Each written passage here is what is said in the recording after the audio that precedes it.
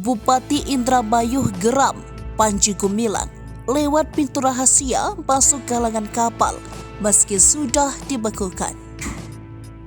Meski dalam status sudah dibekukan, nyatanya Panji Gumilang masih bisa masuk ke galangan kapal dengan membawa tamu-tamunya pada saat perayaan Satu Suro.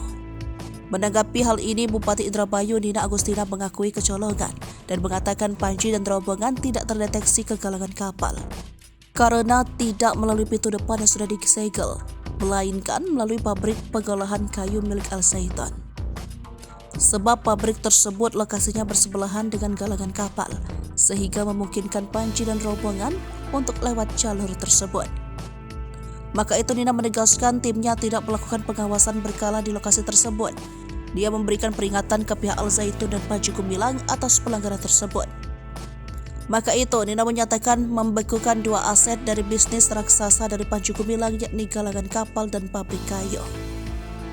Kami berkomitmen untuk menegakkan aturan, banyak regulasi yang dilanggar sehingga kami lakukan penyegelan atau penutupan sementara sampai seluruh izin yang dipersyaratkan selesai, ungkap Nina seperti dilansir dari kanal YouTube Metro TV, Senin 24 Juli 2023. Sebelumnya, Satpol PP Indramayu mendadak melakukan sidak ke pusat pembuatan kapal tradisional milik Pondok Pesantren Al Zaitun. Sidak ini terjadi setelah Panji memamerkan kapalnya kepada para tamunya di acara Satu Suro.